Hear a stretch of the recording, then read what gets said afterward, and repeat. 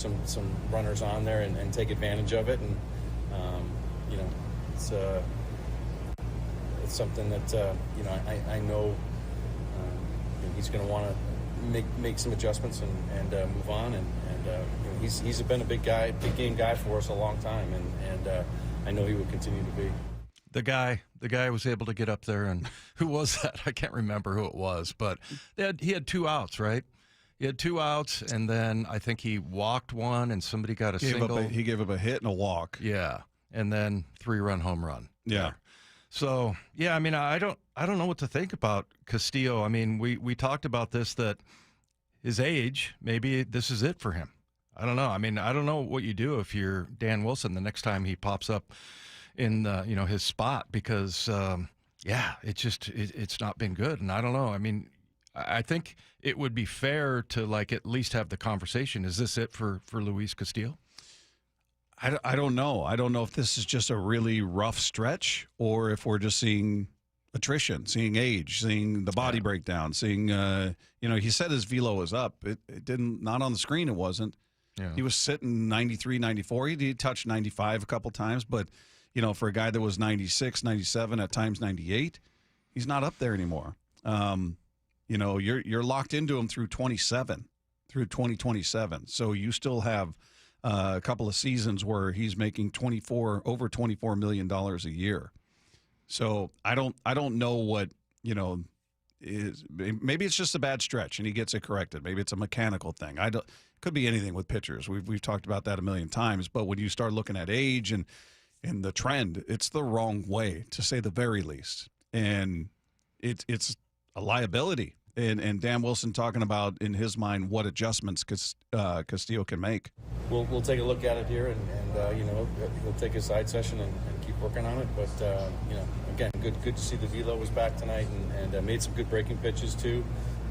They just took advantage of opportunities that they had and able to score. Yeah, I don't. Yeah, they'll go through and analyze and look at mechanics and look at what he's doing, but the reality is they don't really have an option beyond him. You feel more confident in Logan Evans or Emerson Hancock? I don't. No. I mean, I know Castillo's been bad, but I've got more faith that he can return somewhere close to what we've seen versus those guys coming in and just being shut down guys. So you don't have that logical option there, as I see it. Yeah, it's such a shame, too. I mean, just the big picture for the pitching, because we've just come to rely on the pitching and the rotation, and that they're gonna win some games, and they're built for the playoffs. But right now, I mean, you look at last year, quality starts, they were number 1. ERA, they were number 2. And opponent batting average, they were number 1.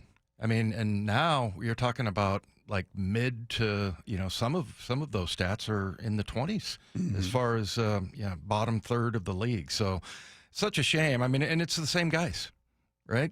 I mean, it's pretty much the same guys that you had last year. And what a shame that the pitching right now is just not coming through. And looking at the home and away thing with on offense with these particular players here, it's like, yeah, I mean, you like the one with Kirby where he has a great outing, and then you got Brash and Munoz come in and they cough it up, and I don't know, it's just, that's where I was saying, like, maybe it's just bad luck or just a coincidence or whatever, but it's just not coming together for the pitching right now, and something that we've kind of just grown to rely on.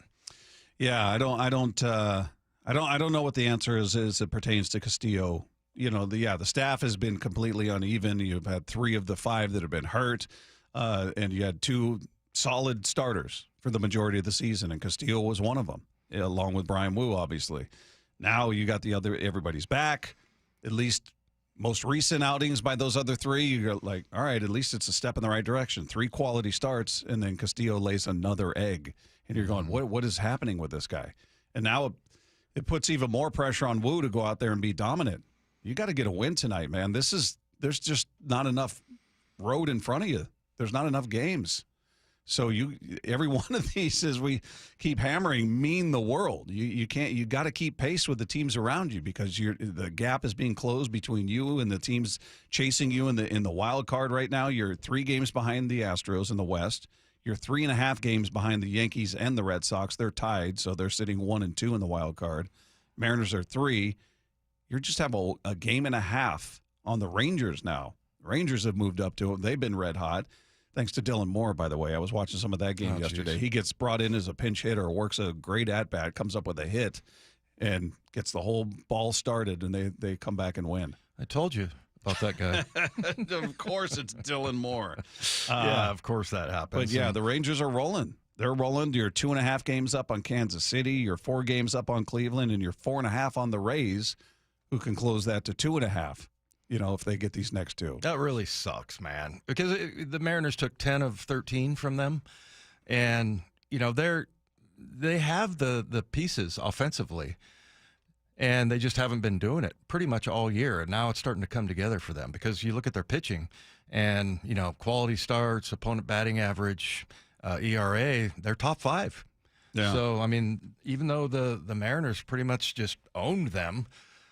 They're set up really nicely right now if they can continue to come through with the hitting. But man, it's that part is frustrating, and particularly I think it's particularly rough for Mariner fans just because over the last couple of years you've kind of grown to just rely on the rotation and the bullpen. It's been really good, and right now it's middle of the pack. I was looking at some of those numbers, the ones I talked about last year. Quality starts, opponent batting average, ERA. They're like number 16, number 17. They're middle of the road. Yeah. Yep.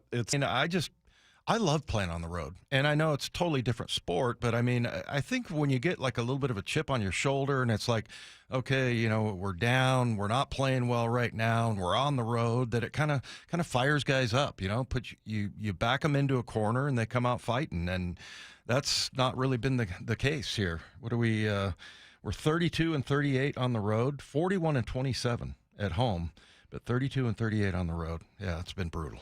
Yeah, and Brock and Salk talked to Jeff Passan and just talking about, the Mariners needing to show they know how to win when it matters. I think it's a real test for this team because winning culture, man, like it takes time to build. And I do, I believe it's a real thing. I buy culture. I buy winning. I buy all of these ideals that can't be measured, but I firmly believe exist. Mm-hmm.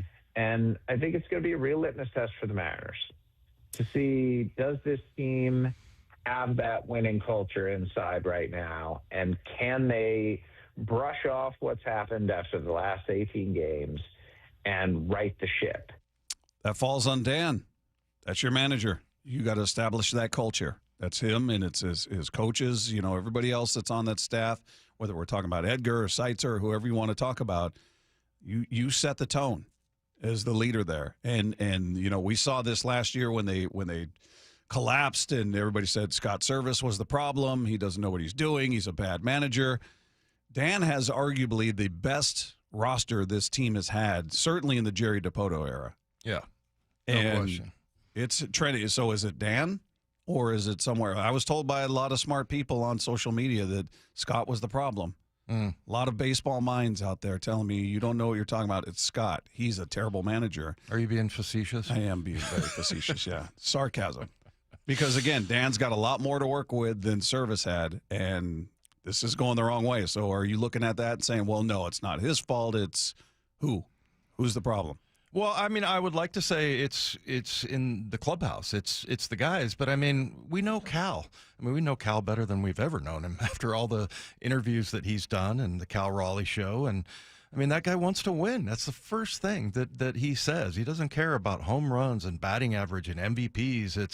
It's about winning a championship. And, that's the leadership you have in that clubhouse. So, and same thing, Eugenio Suarez in a different way. I mean, you got lots of great pieces there as far as leadership goes.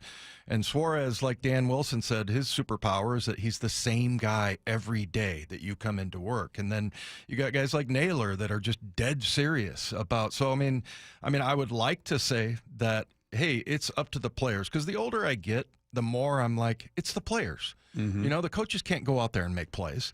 But I mean, those guys are all solid. It's like they have the right ingredients and the chemistry to be a really good playoff team. And yeah, but I can't really blame them. So, I mean, if you have to point to somebody, I guess it would be Dan in the coaching, but I don't know. Again, I'm a pretty firm believer that it's all about the players and that they have to get it done. Well, and I'm with you. It was sarcasm because I thought Scott Service is a very good manager, and he had a lot less to work with, and he had 90-win seasons with a lot less to work with in the way of, certainly in the way of offense. So, but that just became the fallback. That became the default. They're playing poorly. Manager stinks. So this goes beyond Dan. Has Dan contributed? Certainly. He's had some moments where I've questioned, wait, why would you do that versus this? Why did you do this versus that? And that's going to be true of any manager, but it does ultimately fall on the shoulders of the players. You're the one in the box. Dan can't hit for you. Can't pitch for you. These knuckleheaded base running outs. I mean, we saw it with Rosarena yesterday. You can't make these outs on the base paths especially at the rate that they're doing it. It's mindless. You can't have it. You can't get picked off second. Yeah. How? You can't do it, man. I mean, just. Well, and remember, and to your point, Pete Carroll kind of turned around, and I'm bringing it back to football examples, but, remember the whole road thing and on the East Coast starts. Remember that was the time when somebody told me I didn't know what my body was doing or something like that or whatever. But, it never bothered me because it's like, okay, it's 10 a.m. back home. Well, right here, it's 1 p.m., so it doesn't matter. But he kind of, fixed that. He fixed the road woes because that was a huge problem for the Seahawks. And he did some things like I remember when the coaches would scream and yell when you came out of the elevator and get everybody woken up and all that stuff. They got the training staff on the right path as far as hydration and sleep and this and that, and they got it done. So, but 32-38 on the road for a team that's 41-27 at home. I mean. And again, it looks like the hitters aren't. It's not like they're struggling on the road. So, it's pretty much been pitching. Yeah, we'll see what they do. We'll see if Dan does anything with the lineup. We saw Leo Rivas come up with his first career home run, which was kind of cool to see. It was obviously in garbage time, if you will. I was telling my wife, I was like, look at this guy. He's 5'7", 150 pounds. Yeah, just cranks one. Maybe he gets more time at second. I mean, Cole Young has been scuffling, to say the least. He hit $179 in August. Yeah. But he is getting on. I'll give him this. He does work the count. He worked 14 walks. He's got a 343 on base. He's just not doing anything with the bat. 1 home run, 9 runs driven in. So, I don't know. We'll see if Dan shakes things up, what their answer is to this, and hopefully Brian Wu is Brian Wu tonight because they definitely need it. Let's take 2. Well, we are fully in scoreboard watching mode. So for the division race, it's the Astros beginning a series against the Yankees tonight. Great pitching matchup down there in Houston. Framber Valdez against Max Fried. Then the Rangers have snuck up there. They're just a game and a half back. They've won 6 straight. Play game 2 of a series at Arizona tonight. Then have 3 games against the Astros this weekend. Yeah, that was frustrating watching the Mariner game, and then I flipped over to MLB Network, and they were showing the Ranger game, and it looked like, all right, Arizona's going to help out the Mariners, take out the Rangers, and here comes Dylan Moore, pinch hit, working a count, coming up with a base hit. Like, just single. I'm like, wow, that's as many hits as you had in all of June and July and August. And I think he had a hit after that, too. So my goodness. He doubled his production. Yeah. I mean, it's looking like the Rangers now all of a sudden. I mean, we're looking at the Royals, and now all of a sudden, and I just remember thinking, why is this offense not working for the Rangers? They've got some good pieces there. Hopefully that doesn't come back to bite us. Bill Belichick's college debut was spoiled in a big way. At first, everything was going well. They marched down the field and scored. Then it ended up 48-14, a TCU win over North Carolina, and some AP poll notes. Ohio State up to number 1, Alabama falls to number 21. Yeah, that was that's not the debut you're looking for if you're Bill Belichick or you're a Carolina fan. They go out there and get worked. I saw there were some funny memes going around after that game about his girlfriend was on the sidelines. Yeah. I didn't know she was there. I sent it to Lefko, like, what the hell is this? She's just standing there with her purse. standing behind him. I'm like, She needed money to go to the mall. well, I like that somebody showed a picture of the scoreboard. Was it 41-7? At that time, yeah, it was. Yeah. Yeah, and it said, coincidentally, Bill Belichick, when he was 41, his girlfriend was 7. Oh, yeah. That's not. Yeah. Oh, goodness. Well, anyway, yeah. I mean, I'm looking at Bill Belichick coach team. They give up. They threw a pick 6, they had a fumble recovery for a touchdown. There was like a 75-yard run, a 40. I mean, big plays, turnovers. I mean, so not Bill Belichick football. All right, Take Two is brought to you by Swedish Cyberknife. Treat prostate cancer with Swedish Cyberknife. Swedish.org/cyberknife prostate. Coming up, Mike Macdonald has one thing he doesn't want you to know about the Seahawks heading into the season opener. We'll get into that next with Wyman and Bob. This is Seattle Sports on 710. It's the Mariners' push to the playoffs, and it's only on Seattle Sports. Swinging a high fly ball deep to left field, and goodbye baseball. Randy Arozarena with his 26th home run of the season. Up next, Game 2 in Tampa Bay this afternoon. Mariners, Rays. First pitch at 4:35. Pre-game at 3:30. Strike 3, the ball game is over.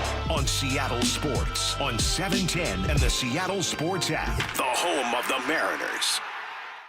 Hey, it's Bob Stelton here. I got to tell you about one of the best decisions I've made in a very long time, maybe ever. And that's when I went to K2 Vision for RLE, that is refractive lens exchange, because I was tired of carrying around readers everywhere. I had them in every room of my home, had them in my car. I had to make sure I brought them into restaurants with me. If I forgot them, I wouldn't be able to read the menu, couldn't read the receipt. It was really frustrating. Maybe you've experienced the same thing. Maybe you've got trouble with your distance vision, but I can tell you this, it has been a game changer for me. Dr. Kopstein started K2 Vision with Dr. King from King LASIK, the most experienced LASIK surgeon in the Northwest. So King LASIK plus K2 Vision, that equates to freedom vision, your freedom from glasses, contacts, readers, and specifically cataracts. And like I said, maybe you had a situation like I did with small print, text, things like that, or maybe it's distance vision for you that's a problem. Regardless, K2 Vision RLE could be your perfect and permanent solution to spending your good active years not needing reading glasses.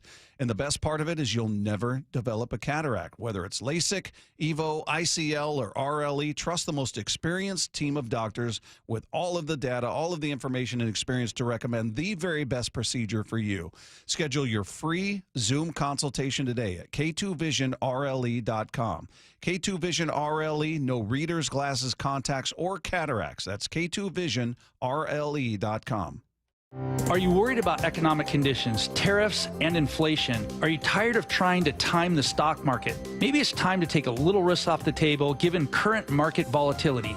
For stability, there's no better option than Legacy Group's Northwest Fund, a fixed return of 9%. Hi, I'm Scott Rirucka, CEO of Legacy Group Capital in Bellevue. We've been running local real estate investment funds for over 18 years with zero investor losses, averaging double-digit returns since inception, and we also accept IRAs. Over 1,000 local investors have invested over $250 million in our Legacy family of funds. Feeling uneasy? Don't gamble your hard-earned money or risk your retirement. Legacy Group's Northwest Fund, returning 9%, has limited openings for new investors right now. Call 425-635-4700 or visit LegacyG.com. That's LegacyG.com.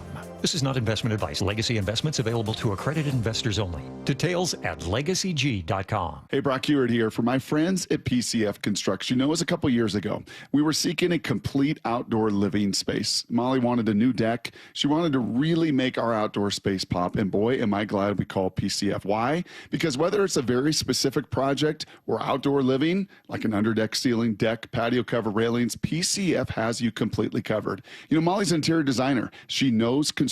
She knows attention to detail. And PCF, they checked every single box along the way. And right now is the time to make the call. Up to $6,000 off your project, plus no payments and no interest until 2027. And you can save an extra $1,500 when you bundle your deck with a patio cover. Find all the offer details, get project ideas, and browse photos at pcfgroup.com or simply call today at 425-629-8476. That's 425-629-8476, PCF Group. Why is Mazda of Everett the #1 dealer on the West Coast? Mazda of Everett is locally owned and operated for 20 years. They work hard to get you their best deal every time and to make sure you drive away happy. With over 700 new Mazdas, they stock more than anyone in the Seattle area. Find out for yourself why people keep coming back to Mazda of Everett. Take advantage of the Mazda of Everett price during the More to Move You sales event. MazdaofEverett.com. Claims based on Mazda USA inventory and sales reports. The home of the Mariners. It is gone! Cal Raleigh, 2-run home run! Hear every pitch on 710 and the Seattle Sports app. Eric Johnson here. I spent the past 30 years working to help make our community better informed, better protected when it comes to consumer issues, and better equipped to take on whatever life throws at us. That's why I love the free Washington Accident book series from Davis Law Group. These books keep us better informed about the law, better able to protect ourselves on and off the road, and better off when all is said and done after an accident. Chris Davis didn't have to write these books. He did it because he saw a need. People who were in accidents or other legal situations didn't know what to do, what pictures to take, documents to request. Only a tiny fraction of the people who get these free books will ever become clients of Davis Law Group, but that's not the point. Chris wrote them because it was the right thing to do. The free Washington Accident book series is a must-have for drivers who want to be prepared for whatever the road might throw at them. Get yours at WashingtonAccidentBooks.com. We just want to have enough money for retirement. And travel to visit our grandchildren. I understand. That's why at Fisher Investments, we start by getting to know each other, so I can learn about your family, lifestyle, goals, and needs, allowing us to tailor your portfolio. What about commission-based products? We don't sell those. We're a fiduciary, obligated to act in your best interest. So how do your management fees work? We have a simple management fee based on the value of your portfolio, so we do better when you do better. We appreciate that kind of transparency. We also check in with you regularly to keep you up to date on the markets and your portfolio. What other services do you offer? As a client, you have access to resources on investing, financial planning, estate planning, Social Security, Medicare, and more. Wow, it sounds like Fisher Investments has everything we need. At Fisher Investments, we're clearly different. Learn more at FisherInvestments.com. Investing in securities involves the risk of loss. This hour is brought to you by Legacy Group Capital Common Sense Lending. Wyman and Bob. From the Quantum Fiber Studio. Weekdays 2 to 7. On Seattle Sports and 97.3 FM HD2. We're days away from game number 1. The 49ers come to town September 7th. Take on your Seattle Seahawks, so we get a chance to see what this team looks like when real live action happening out there. Do you know the spread on this game? I have no idea. I haven't looked. What is it? Who would you think is favored? I mean, Seahawks are at home, so I would tend to believe they should be favored, at least the traditional 3 points. 1.5 point underdogs. At home, really? Yeah. What does that at represent? Lack of faith in the Seahawks or a ton of faith in a healthy 49er team? I think it comes down to that was an injured team last year. Because what were they, 6-11? I think last year. I see. And then, also the Seahawks were 3-6 at home. And, I think you can explain away that the 49ers were bad because they, had injuries. Yeah, 6-11. Yeah. Terrible. So I think there's that. And then also the fact that, like we talked about with our 5 biggest things, I mean, it was a teardown offensively. You got a new offensive coordinator. You got a new quarterback. I mean, Shanahan has been solid, and everything is established there. Whereas you look at the Seahawks. So I guess I understand it. I would have said the same thing, that the Seahawks are favored in this game, but I guess I can understand when you look at it from a national view or the bettors or whatever, that this is a team that is just entirely new on offense. Yeah, it's we'll see. Hopefully, they're in the business of proving Vegas wrong and the pundits wrong. I get the idea that you don't know what you're going to get. We don't know what they're going to look like offensively. They may be tremendous. They may be better than we ever could have thought, or they could be a disaster or somewhere. But it's all new, so we don't really know. So I get that uncertainty. But Mike Macdonald was very tight-lipped, as he is about pretty much everything. But giving up any details about their health heading into this this first game of the season. Good to see everyone. Hope you had a good weekend. I hate to disappoint you, but there's no injury report today. We'll let you know accordingly on Wednesday, so hope you respect that. But good work today, guys. We're back in the building, locked in. Really good day, and day off tomorrow, and we're kind of in normal in-season cadence at this point.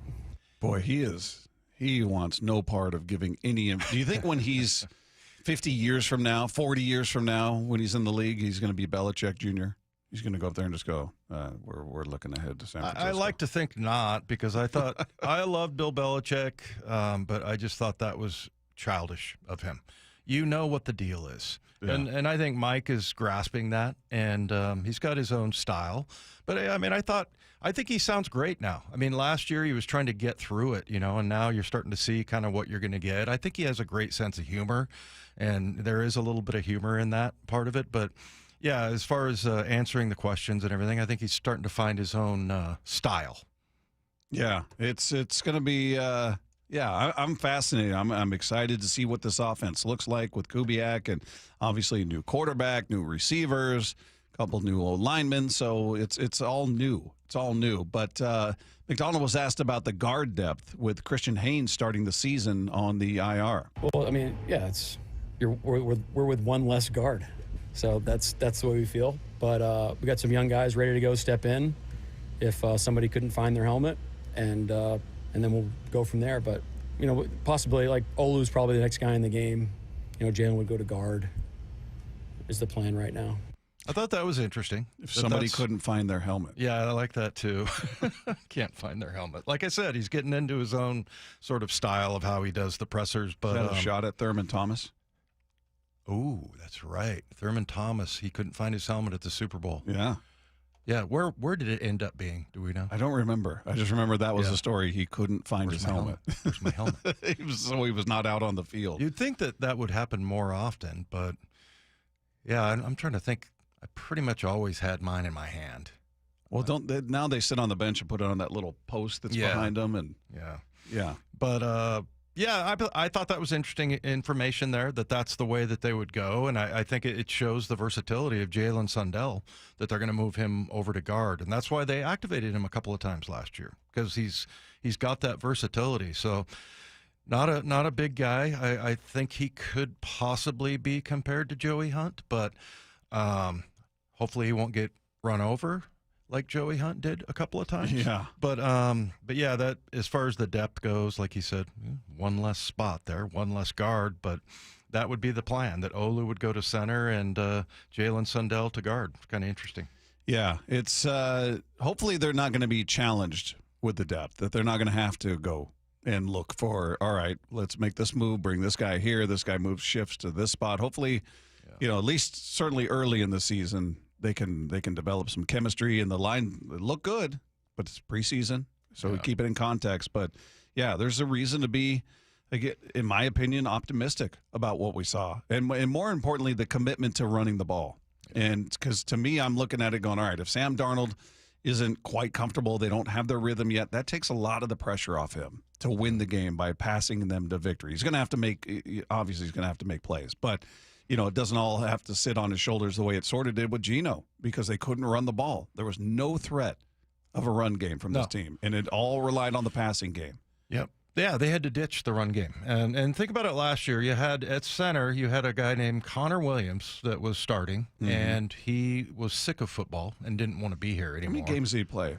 I want to say 6 or 7. So he didn't even get to the halfway point. Huh? Yeah. And then Laken Tomlinson was another guy, and Laken Tomlinson is a good player. He just was terrible in that offense. And I don't know, maybe this year he'll end up somewhere. I'm not sure what's going on with him, but maybe he's at the end of his career. I don't know. But, man, it just seemed like that scheme did not do offensive linemen any favors. And like I said, I keep saying this because I just couldn't believe I heard this from a rookie. But Gray Zabel said that this is an offensive lineman's dream, this offense, the way that they run it. So it's very offensive line friendly. And that's what, Kubiak was known for when he was at both San Francisco and New Orleans. That, they had the moving pocket for the quarterback. I mean, they just put offensive linemen in a really bad situation last year. And you know what the other thing is, speaking of offensive line? The nice thing going into this year is that we don't have to sit around and speculate about Abe Lucas, or at least we haven't been. No.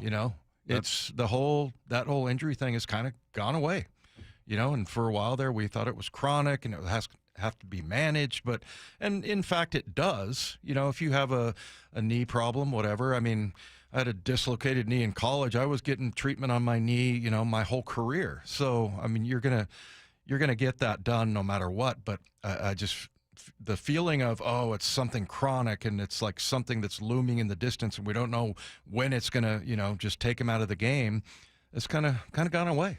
I was excited when I saw him out there with nothing on his knee, not even a sleeve, not even the compression sleeve, nothing. And running around and looking, it didn't seem limited. I mean, that to me said a lot, because how often do we see guys that have had multiple surgeries or chronic issues with an elbow, a knee, and you'll see it wrapped, you'll see a big, heavy guard, brace or something on there, and there was nothing.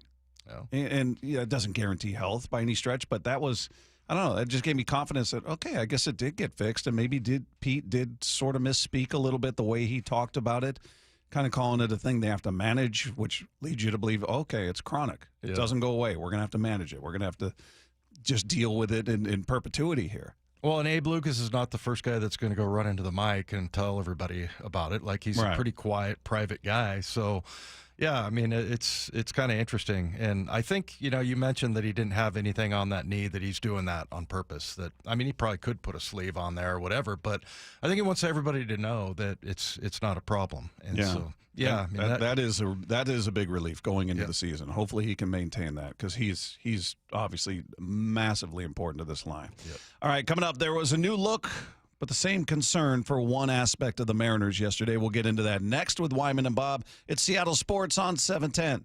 Touchdown Seahawks! Celebrating 50 years of Seahawks football with the voice of the Seahawks, Steve Rabel. Number 71, Walter Jones. As strong as any defensive player he faced, he had the feet of a dancing bear, and he had hands that once they gripped you, he wasn't going to let go. The next great chapter in Seahawks history begins Sunday in the season opener against the 49ers at Lumen Field. Kickoff at 1:05. On the home of the Seahawks, Seattle Sports.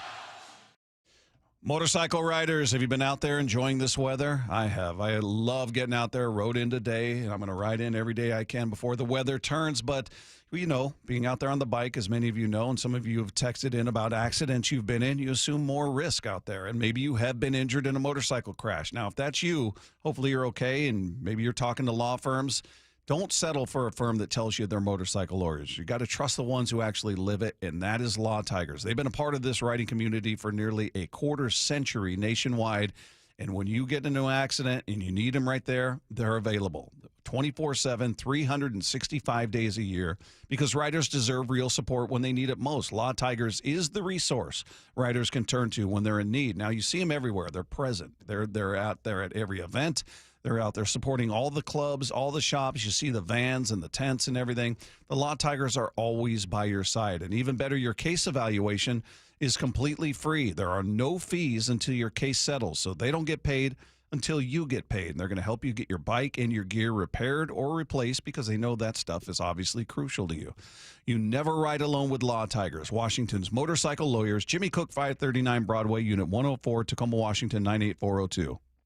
Drivers who switch and save with Progressive could save hundreds. With that kind of money, you could go big time and skip the regular line at the airport and pay for speedy security. Imagine not having to quickly unpack and pack at the place you already came packed to. And wearing your shoes the whole time you're there? You can't put a price on that kind of luxury. Well, actually you can, and you paid for it. Switch to Progressive and you could save big time for speedy security.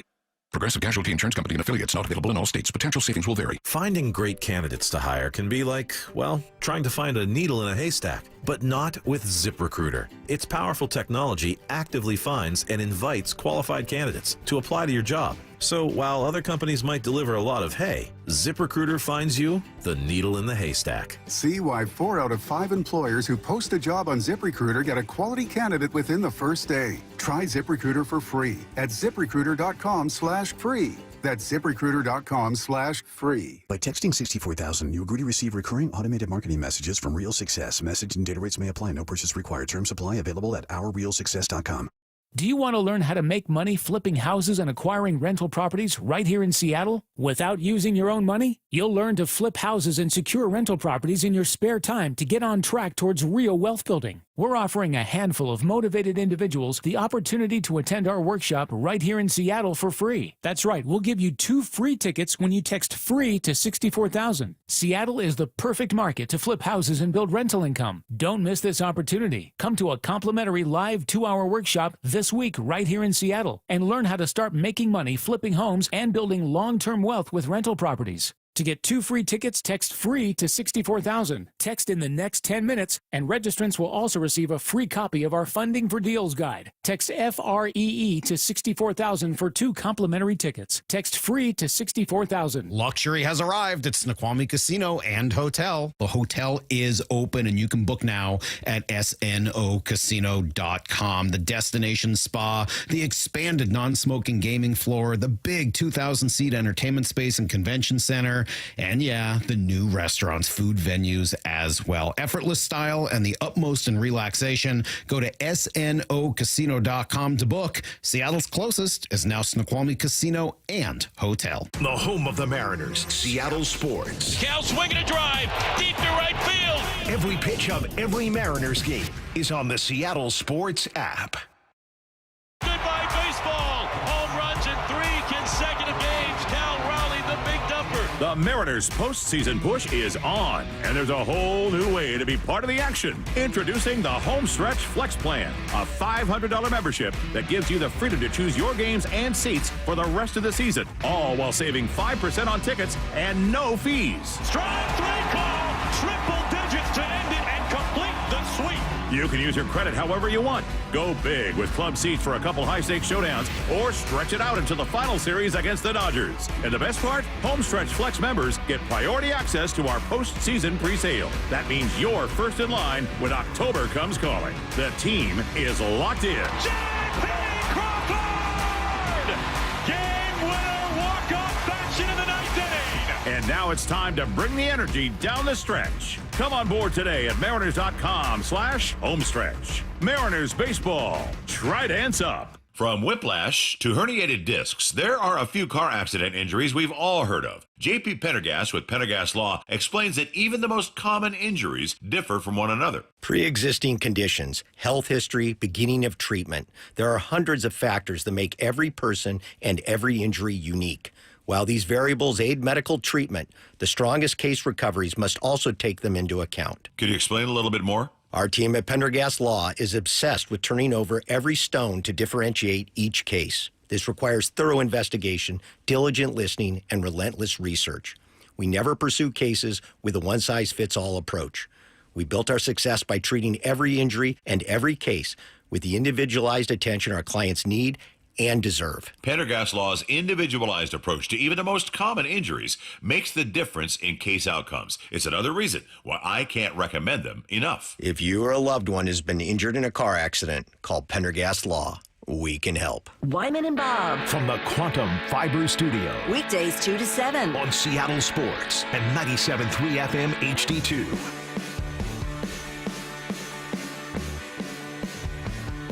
Text line is there for you at 866-979-3776. Ryan Divish of the Seattle Times will join us coming up at 3 p.m. Get his take on what we're seeing with the Seattle Mariners team as the regular season is winding down. And we saw Emerson Hancock make his first relief appearance last night with the big club. And it wasn't awesome. He didn't have the defense behind him. Error, hurt. So he pitched 1 inning. Gave up 3 runs, 1 earned, 3 hits, 2 strikeouts. What was your level of confidence after seeing him there last night? Well, just in general, my level of confidence in the entire pitching staff, and a lot of it is recency bias, just because, you had Brash and Munoz struggle in Cleveland, but yeah, I mean, I expected a little more from him, but I think the floodgates had opened. So, yeah, I mean, I guess I'm not going to take too much away from that, but it would be interesting to see him maybe in a different role, maybe a long inning guy, but you give up 3 hits in 1 inning. I mean, it's not like he's going to get promoted. Yeah. Yeah, it wasn't the debut you were hoping for. I mean, look, the game was kind of out of reach. It was even more out of reach after that. And then you had Taylor Saucedo come in, and he just doesn't seem to have it. I feel bad for the guy because you know what? He's a nice guy, Dave. He is a nice guy. We love him. But 1 inning, 2 hits, 2 runs, a home run. It has not been a solid season for him. And he's been down in AAA the majority of the time, but when he's been here, it's just not gone well for him. Yeah, he's had some real blow-ups. I mean, well, and look, Philadelphia, we're starting to find out that might be the best team in baseball. I mean, the way that they're rolling right now, but against them, he had a third of an inning where he gave up 4 earned runs. So, yeah, that was a tough one for him. So, yeah, I mean, it just hasn't been there and we talked about this at the start of the show, just last year and the year before that, you could just rely on pitching just in general, the rotation and the bullpen. And this year it just hasn't had that same kind of magic. You've had these kind of blow-ups, and yeah, it's just disturbing. And it, it used to be like it would be one game where, everybody blew up. And now it just seems like, it's Luis Castillo or it's Bryce Miller or it's the bullpen. So, yeah, I mean, it just seems like when they would blow up last year, it was like in one game, whereas now it's like, well, we're getting blow-ups almost every game. Yeah. It seems like from one guy or another. Yeah, it's just look, and that's baseball. Guys are going to go out there. You're going to have a starter that just doesn't have it. It's just going to be a short night. Or you're going to have a closer that's been nails, and all of a sudden he doesn't have it. Or middle relief, whatever. That's baseball. The problem is it's just happening at really inopportune times. Yeah, that's what I was talking about. Like, it's either like bad luck or just bad timing. And that's also baseball, right?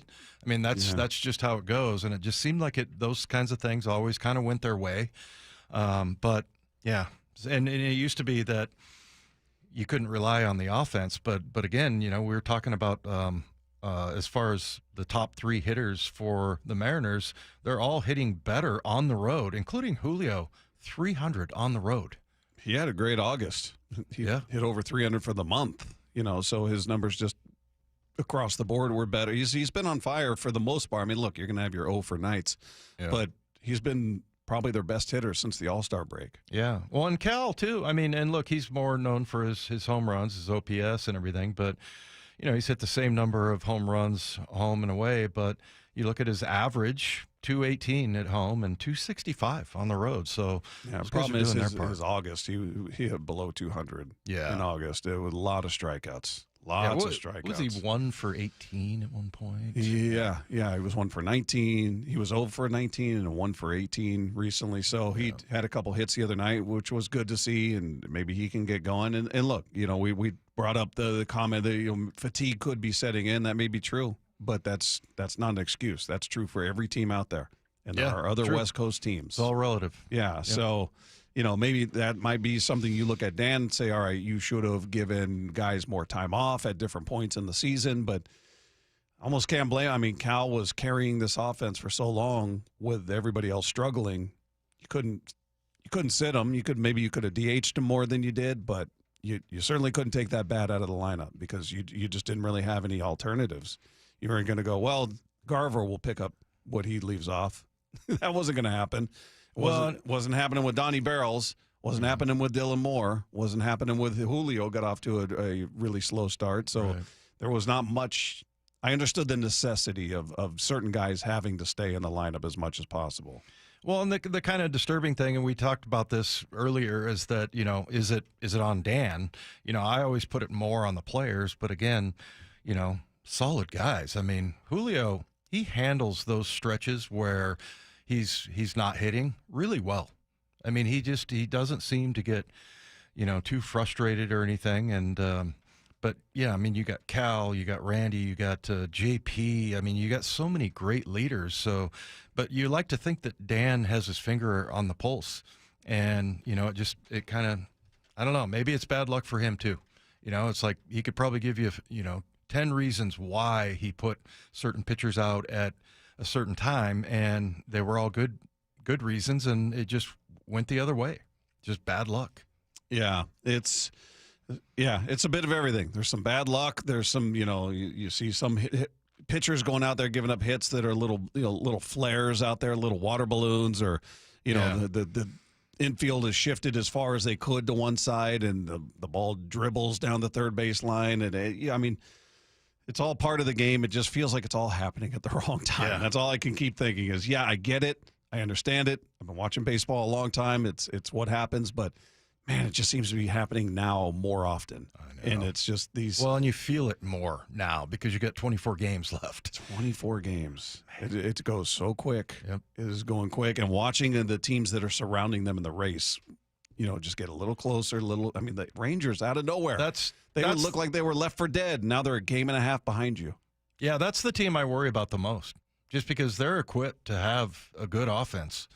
And, it's that's and they have great pitching. So that's kind of frustrating that you beat them 10 out of 13 times, and now all of a sudden they're the biggest threat. All right, coming up, he avoided us for months, but Ryan Divish now makes his long-awaited return to our show. He's going to join us next. Talk some Mariner baseball with Ryan Divish. It's Wyman and Bob, Seattle Sports on 710. Get inside the huddle. The handoff inside. He's going to go. Touchdown, Seahawks. Taking you inside the VMAC every week. Thursdays, noon to 2. Our guys show up to play. Player interviews. It's obviously been paying off. Just going to continue to do that. Previewing this week's matchup. We'll say they come out and just run the ball down the Niners' throats. And everything Seahawks. If anybody had a doubt, don't. The Huddle. Every Thursday at noon. Exclusively on the home of the Seahawks. Seattle Sports. Hey, have you been considering surgery or even joint replacement? It's Dave Wyman here, and after years of football, I know all about bad knees. So I recently had a consultation with Dr. Mark Wagner, MD, at Seattle Sports and Regenerative Medicine, and he gives it to you straight. And I've heard so many patients rave about stem cell therapy with Dr. Wagner. People with severe osteoarthritis, even bone on bone. Well, they're back hiking, jogging, playing tennis, skiing, golfing, even just going up and down the stairs with the kids and grandkids, and doing it without pain and without surgery. Dr. Wagner's 60-minute outpatient procedure uses your own stem cells, which can regenerate your own cartilage in your own joints. Dr. Mark Wagner is a board-certified Seattle physician with over 30 years of experience, and he's performed over 25,000 stem cell procedures, and he's one of the few doing it the right way. So whether it's a shoulder, hip, elbow, ankle, wrist, or knee, before choosing surgery, see Dr. Mark Wagner first. Get the facts, then get back in the game at drmarkwagnermd.com. Are you trying to buy a new home, or are you a local real estate agent seeking financing for a client? We're all tired of dealing with banks, credit unions, and endless guidelines. Wouldn't it be nice to go back in time when we had common sense lending?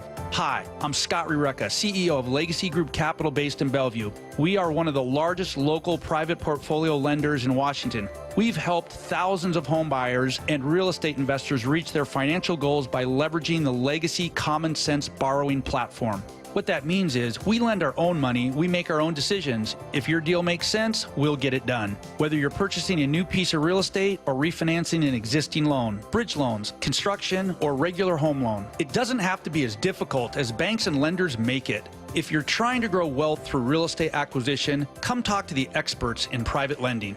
Call 425-635-4700 or LegacyG.com. Legacy Group Capital, your common sense lender. LegacyG.com. Hey, Brock Hewitt here. For my friends at PCF Construction, it was a couple years ago. We were seeking a complete outdoor living space. Molly wanted a new deck. She wanted to really make our outdoor space pop. And boy, am I glad we called PCF. Why? Because whether it's a very specific project or outdoor living, like an underdeck ceiling, deck, patio cover, railings, PCF has you completely covered. You know, Molly's an interior designer. She knows construction. She knows attention to detail. And PCF, they checked every single box along the way. And right now is the time to make the call. Up to $6,000 off your project, plus no payments and no interest until 2027. And you can save an extra $1,500 when you bundle your deck with a patio cover. Find all the offer details, get project ideas, and browse photos at pcfgroup.com or simply call today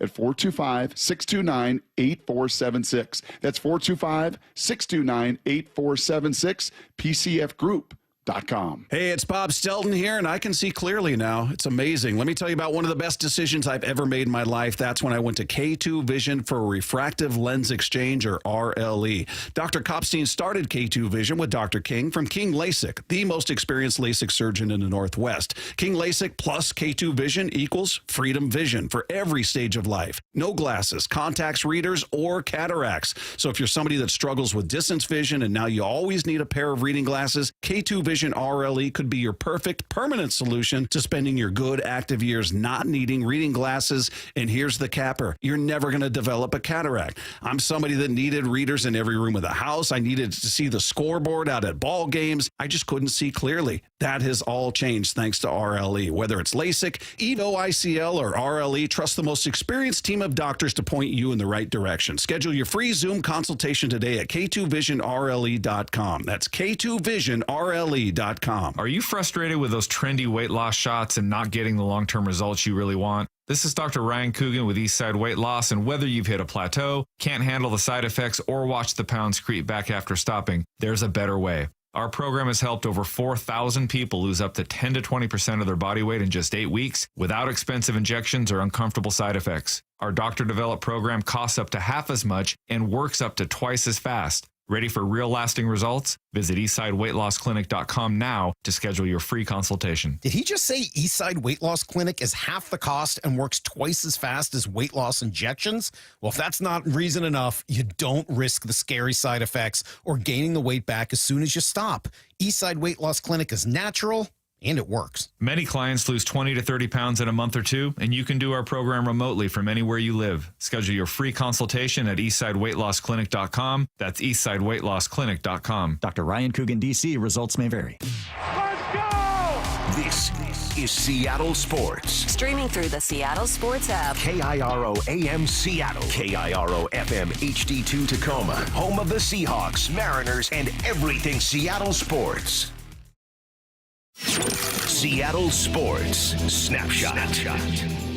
Well, the Mariners looking to get back into the win column tonight. They send their ace to the hill, Brian Wu, with his 2.95 ERA, looking to right the ship for the Mariners. He goes up against Drew Rasmussen. That is your pitching matchup. We'll turn you over to the pregame show coming up at 3:30 p.m., 4:35 first pitch. You can catch it all right here.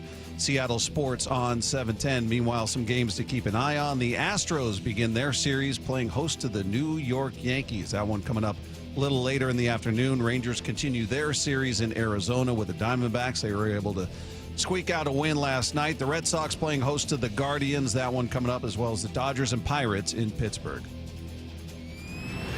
Snapshot brought to you by Miller Lite. When it's game time, it's Miller time. This hour of Wyman and Bob is brought to you by K2 Vision RLE. From the Quantum Fiber Studio, this is Wyman and Bob on Seattle Sports. Streaming live on the Seattle Sports app and at seattlesports.com. Now, here are your hosts, Dave Wyman and Bob Stelton. Well, it's been a minute since we've had a chance to catch up with this guy. He took a little sabbatical to be a baseball coach in parts unknown. And well, now he's back. He's where back. he should be. Well, we let him get a few practice cuts under his belt with some other shows, and now he's got his rhythm, his timing, and he's back with us on the Emerald Queen Casino Sportsbook Hotline. He is our buddy from the Seattle Times. Ryan Divish is with us. How are you, man? Yeah, it was like an extended rehab stint for, mental issues probably from covering the team. I needed that break. That's sabbatical. Yeah, and now look what you got to deal with. I mean, oh, my goodness. Let's, before we get into the Mariners as a whole, standings and all that, I want to get your take on Luis Castillo, because he's a guy that if you look at the numbers, you look at this season, the way it's gone, you could argue he's been their second best pitcher behind Brian Wu. You look at his ERA in July was just barely over 2.05, and he has just face planted.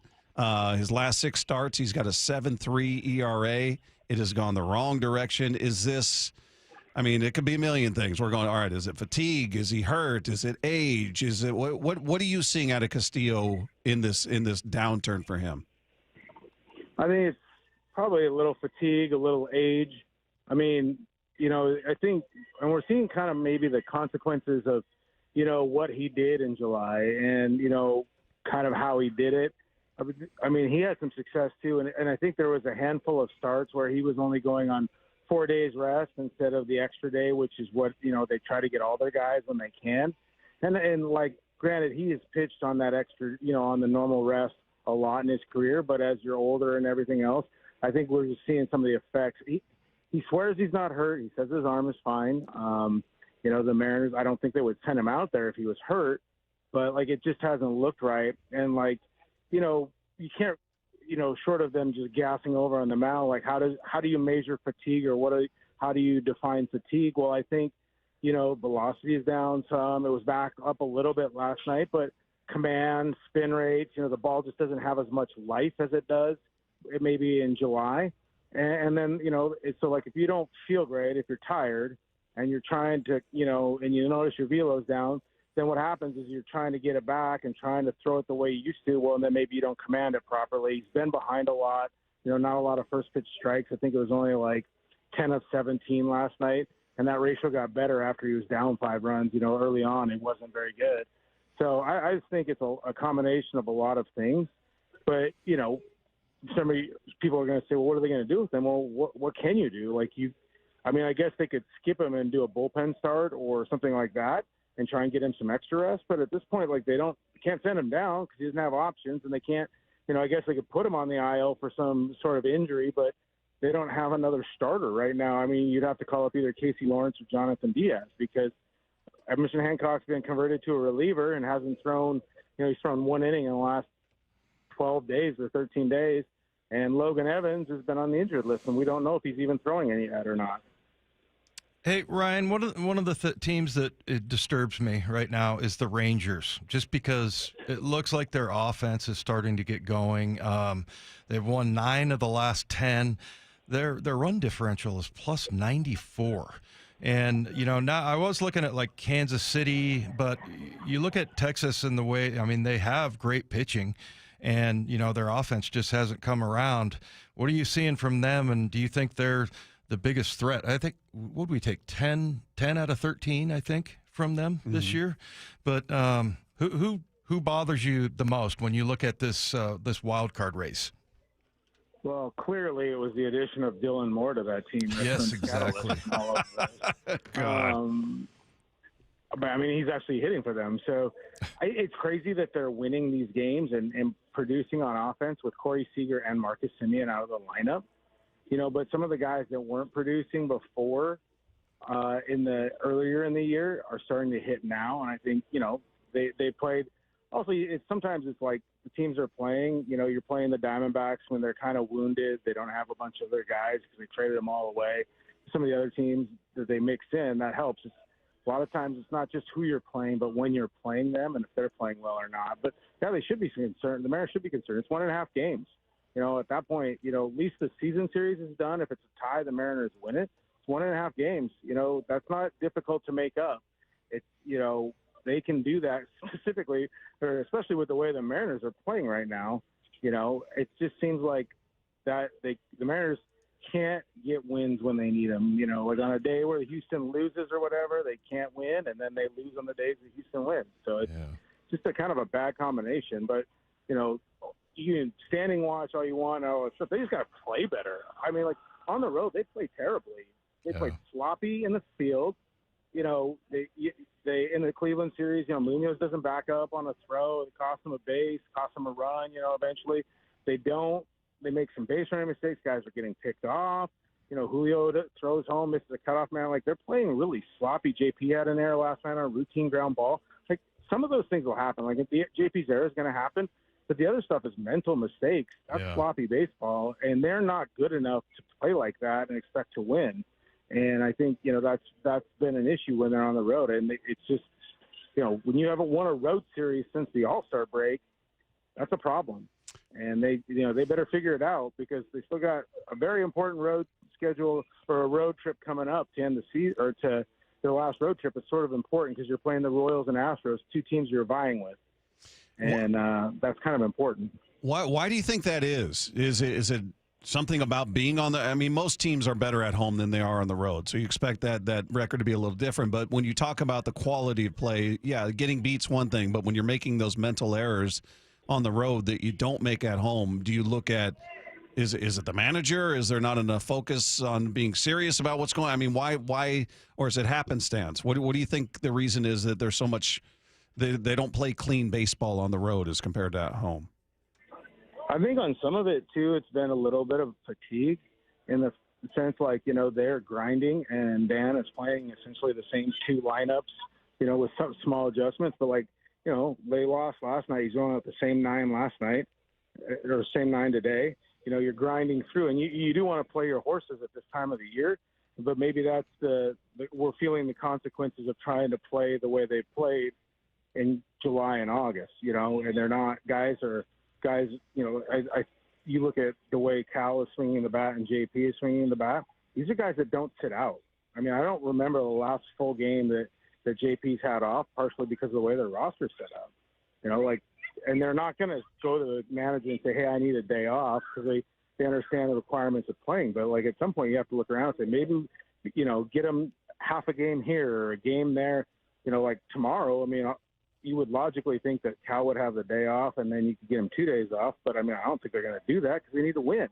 They put themselves in this position because they haven't played, you know, consistently enough to, you know, early on to give them an opportunity to rest guys. And they didn't rest guys early because they're trying to get themselves in this position. But I just think some of it's fatigue. You're playing the same 9 guys all the time, and we're seeing mistakes out there, you know.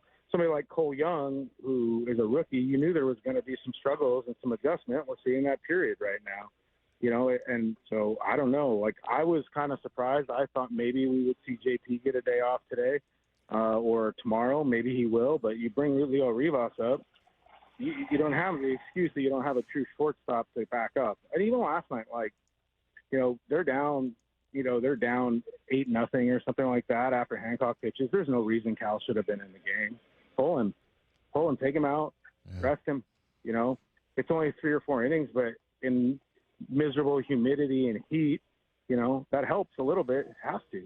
And so I just think that, you know, they're fighting some fatigue. They look like a tired team physically and mentally, but you know what? There's not much you can do. And, you know, if you're tired at this point in the year, you better find a way to get through it, because these are the most important games you're going to play. Hey, Ryan, have you gotten a chance to talk to Josh Naylor? We had a chance to interview him last week, and just loved him, first of all, but just what he brings to the clubhouse. Have you talked to him at all? Yeah, I've talked to him a little bit off the record. I've interviewed him, I think, once is all. I think you guys have probably talked to him more than anybody else in all of Seattle, including some of his teammates. So he's very, you know, he's very quiet and very intense. He has a business-like mentality, how he treats it. I mean, we did interview him in Cleveland, and he was talking about how he's, you know, he just said hi to his brother, didn't really say anything else on the field. Like, I watched when his brother got a hit, he didn't even speak to him at first base. Yeah. Like, his brother's on first base, he didn't even speak to him. Like, he's a different dude, man. Like, I respect it because, you know, as somebody who could also be nicknamed the Big Grumper, I understand his reticence to want to deal with people. But like, yeah, he's a different cat. Yeah, Root missed a golden opportunity when he got that base hit. I was like, oh, I was texting Wyman and Lefko, like, let's see if he talks to his brother, and they never cut to him, so I couldn't see it. I watched.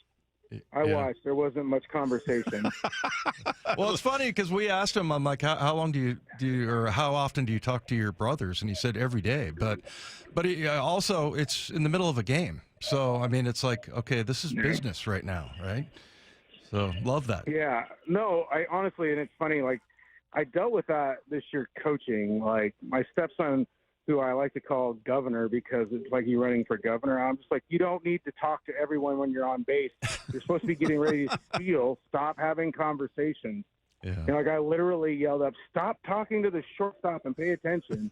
So I don't mind how Josh Naylor plays. You know, like, you know, they do need him to start hitting a little bit more. Like, I don't know what it is. He hits well at T-Mobile. He don't hit well on the road. But he told us it's really odd to me how much they've struggled on the road hitting-wise and how well they've played at T-Mobile, because usually it's the other way around. I understand the pitching's better in T-Mobile. The pitching is always easier, but, like, they're not hitting on the road either, and that's a problem.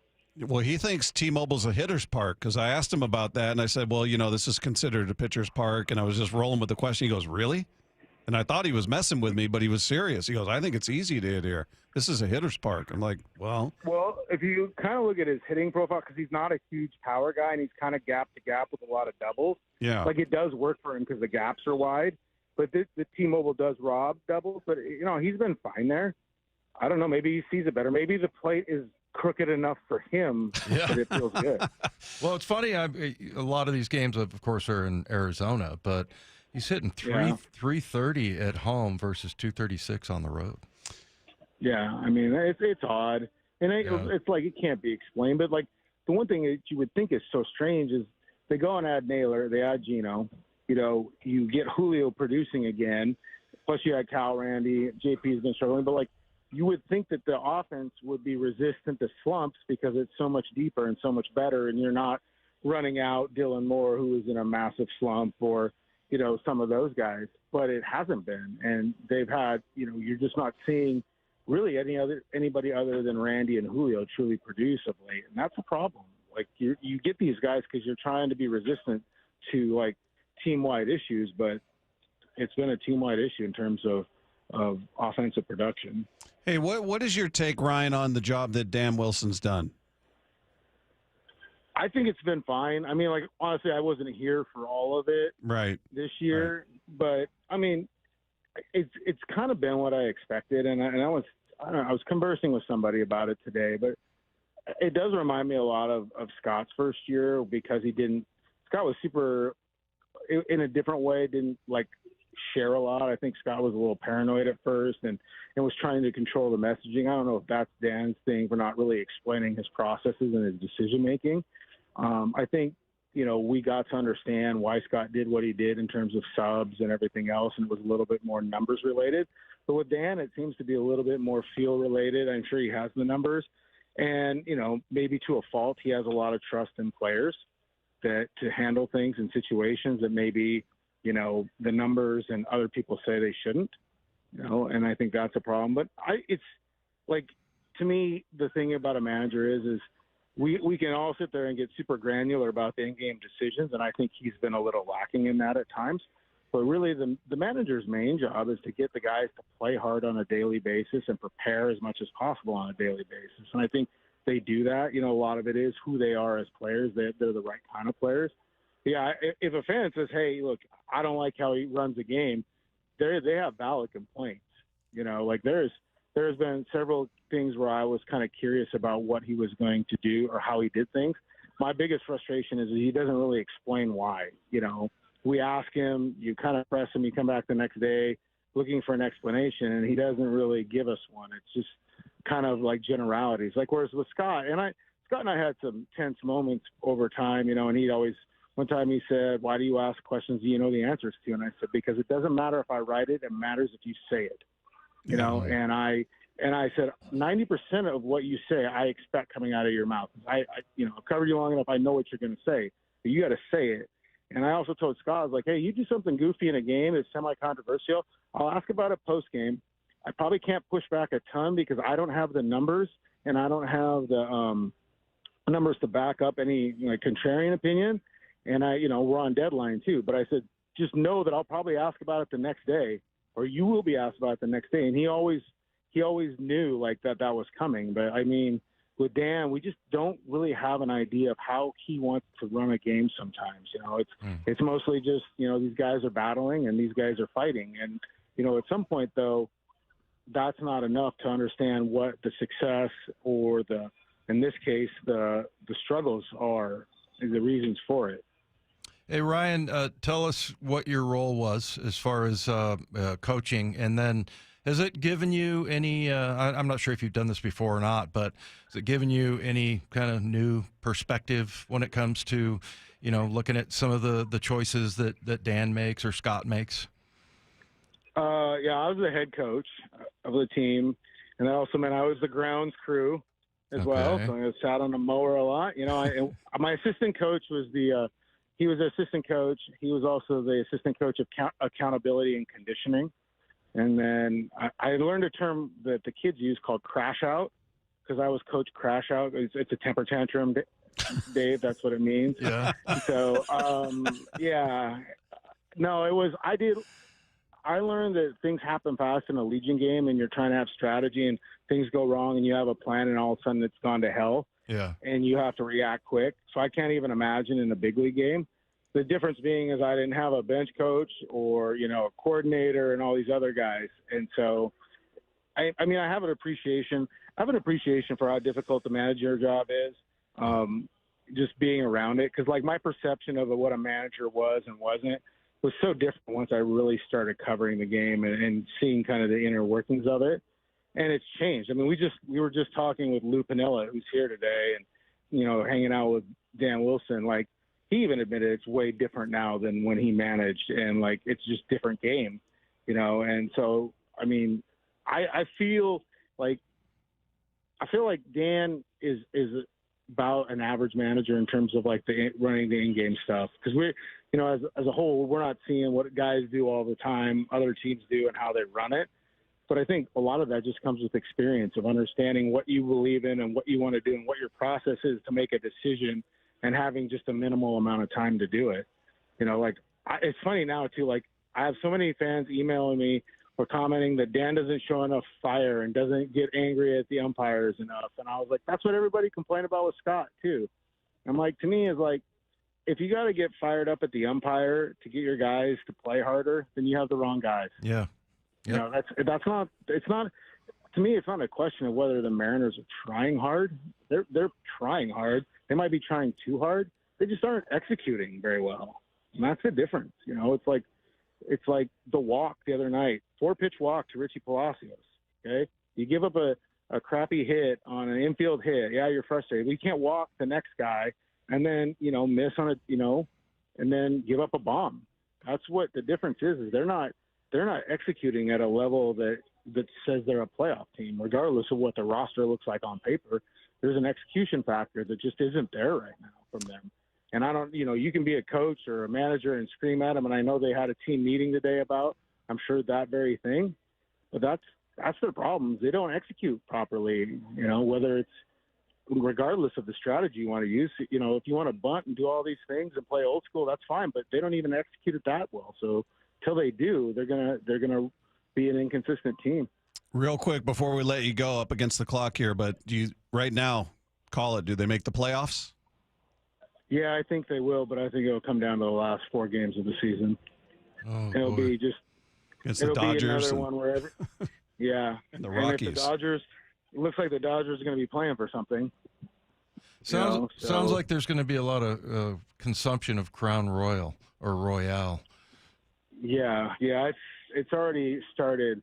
And I think about this, I only did, since I've been back, I've been doing mostly home games. So my record covering the team was 11-1, and now I've been on this road trip, and everybody's blaming me. We don't. How convenient. How convenient. Yeah, exactly. Ryan, welcome back, man. Good to talk to you again. We appreciate it as always, and we'll looking forward to talking again soon. Sounds good. See you guys. Thanks, Ryan. There you go. There's Ryan Divish of the Seattle Times, and took a little sabbatical to be a coach out there in Montana, and now he's back. Yeah. I mean, everybody's blaming him. Well, and like I've heard that before. At one time when I was coaching in high school, somebody said to me, "We lost 47 to 7." And he was like, I would have been screaming and yelling. And I'm like, that's the opposite of what you should do. Yeah. I mean, you don't want to, if the coach is freaking out, then you have license to freak out. So, yeah, it's not a good example. Yeah, it's, in a situation like last night, him freaking out isn't going to turn things around all of a sudden. I don't know. I think people put too much on it. They loved it when Lou did it because there was comedic value to it and it was fun. That's true. They never got to a World Series with Lou. Yeah. They won 116 games, set an all-time record, didn't get to the World Series. So, yeah, you win some games, but is it because he's losing his mind out there, or is it more that you just felt like, okay, he cares as much as I do? That shows me he cares as much as I do. That's exactly right. Yeah, that's what I was going to say is that, people want that, but ultimately it's not a good thing. Although I did see a highlight of a classic Lou meltdown the other day on MLB Network, and it is gold. It really is fun to watch him kicking his hat and just veins bulging in his neck, face beat red, and he just irate. I like watching Aaron Boone. he can lose it like nobody. He can, but Lou's the king. I'm sorry. Lou in his prime was the king when it came to that stuff. I think you're right. All right. Our thanks to Ryan Divish. If you missed any part of that conversation, you can find it on the podcast page at seattlesports.com. That goes for the entire show. Whatever you miss, it's right there for you. And don't forget, you can click subscribe, and it just shows up for you each and every day. You never have to think about it again. It's really a nice feature, and it's free. That's the best price. All right, you got the Mariners and the Rays coming up. Brian Wu on the hill. Hopefully we're talking about a win tomorrow. We got the pregame show coming up next, so we will talk to you tomorrow right here with Wyman and Bob, Seattle Sports on 710. It's the Mariners' push to the playoffs, and it's only on Seattle Sports. Swinging a high fly ball deep to left field, and goodbye baseball. Randy Arozarena with his 26th home run of the season. Up next, Game 2 in Tampa Bay this afternoon. Mariners, Rays. First pitch at 4:35. Pregame at 3:30. Strike 3 and the ball game is over. On Seattle Sports, on 710 and the Seattle Sports app. The home of the Mariners. Hi, I'm Justin Shirley. We offer 0 down, 0 interest, and 0 payments for 24 months on new roofs. Call 866-ROOF-ROOF now. State Roofing and Exteriors. Held to a higher standard since 1968. Well, I'm here with my good buddy, Dr. Dan Nelson from Eastside Pain and Regenerative Medicine. And you've heard from Dr. Dan's patients over the years how a simple stem cell procedure has successfully conquered their pain. Well, folks, now it's my turn. After years of dealing with knee pain from all the football abuse, I can say my knee pain now is almost 100% gone. How'd you do it, Dr. Dan? Well, Brock, personally, I'm very happy that you did so well. And your story is like so many of our other patients who come in, former athletes and non-athletes as well, who have come in with chronic knee pain, and they are looking for alternatives besides knee replacement surgery. And we're happy to provide this service. It's been truly a game changer for so many folks. It's just been a pleasure to be part of this. Consider Dr. Nelson, the only doctor with over 30 years of experience in pain medicine techniques, including stem cell therapy. I was in and out with a couple of follow-ups. It's a non-surgical solution to pain using your own stem cells. Consider stem cell therapy with Dr. Daniel Nelson, MD at 425-823-4000 or visit DanielNelsonMD.com. That's DanielNelsonMD.com. 1-877 Cars for Kids. KARS Cars for Kids. 1-877 Cars for Kids. Donate your car today. Call 1-877 Cars for Kids to reach a friendly live agent. Donation's super easy, and your car can be picked up as soon as tomorrow. Call us now. 1-877 Cars for Kids. Donate your car today. Did you know you can donate real estate too? What is that sound? Ugh, that sounds like a plumbing sound. Luckily, there's a company that fixes all the plumbing sounds across Puget Sound. That's All Sound Plumbing. Puget Sound's plumbing experts. Have a sound? Visit allsoundplumbing.com. By texting 64000, you agree to receive recurring automated marketing messages from Real Success. Message and data rates may apply. No purchase required. Terms apply. Available at ourrealsuccess.com. Do you want to learn how to make money flipping houses and acquiring rental properties right here in Seattle without using your own money? You'll learn to flip houses and secure rental properties in your spare time to get on track towards real wealth building. We're offering a handful of motivated individuals the opportunity to attend our workshop right here in Seattle for free. That's right, we'll give you 2 free tickets when you text FREE to 64,000. Seattle is the perfect market to flip houses and build rental income. Don't miss this opportunity. Come to a complimentary live 2-hour workshop this week right here in Seattle and learn how to start making money flipping homes and building long-term wealth with rental properties. To get 2 free tickets, text FREE to 64,000. Text in the next 10 minutes, and registrants will also receive a free copy of our Funding for Deals guide. Text FREE to 64,000 for 2 complimentary tickets. Text FREE to 64,000. Hey, baseball fans, T-Mobile is turning up the excitement with the Grand Slam giveaway. Want to score 4 premium tickets to an upcoming professional baseball game? This is your shot to experience the action like a VIP. Stop by your nearest T-Mobile experience store and enter for your chance to win. While you're there, check out all the amazing deals and perks waiting for you with T-Mobile, your hometown network. Don't strike out. The Grand Slam giveaway won't last forever. Visit your local T-Mobile experience store today for your chance to win 4 premium professional baseball tickets. The home of the Mariners. Left off to center. It is on its way. Julio, 2-run home run. Hear every pitch on 710 and the Seattle Sports app. Hey, it's Bob Stelton here, and let me tell you about one of the best decisions I've ever made in my life. That's when I went to K2 Vision for RLE. That's Refractive Lens Exchange. Now, Dr. Kopstein started K2 Vision with Dr. King from King LASIK, the most experienced LASIK surgeon in the Northwest. King LASIK plus K2 Vision equals freedom vision for every stage of life. No glasses, no contacts, readers, or cataracts. Now, if you're somebody that struggles with distance vision and now you always need a pair of reading glasses, K2 Vision RLE could be your perfect permanent solution to spending your good active years not needing reading glasses. And here's the cherry on top: you never develop a cataract. Now, if you're somebody like me that had a pair of readers in every room of the home, in your car, you had to bring them into the restaurant with you. Otherwise, like me, you couldn't read the menu. That has all been rectified thanks to RLE. So whether it's LASIK, EVO ICL, or RLE, trust the most experienced team of doctors to recommend what's best for you. Schedule your free Zoom consultation today at K2VisionRLE.com. That's K2VisionRLE.com. Are you worried about economic conditions, tariffs, and inflation? Are you tired of trying to time the stock market? Maybe it's time to take a little risk off the table given current market volatility. For stability, there's no better option than Legacy Group's Northwest Fund, a fixed return of 9%. Hi, I'm Scott Rirucka, CEO of Legacy Group Capital in Bellevue. We've been running local real estate investment funds for over 18 years with 0 investor losses, averaging double-digit returns since inception, and we also accept IRAs. Over 1,000 local investors have invested over $250 million in our Legacy family of funds. Feeling uneasy? Don't gamble your hard-earned money or risk your retirement. Legacy Group's Northwest Fund, returning 9%, has limited openings for new investors right now. Call 425-635-4700 or visit LegacyG.com. That's LegacyG.com. This is not investment advice. Legacy investments available to accredited investors only. Details at LegacyG.com. Let's go! This is Seattle Sports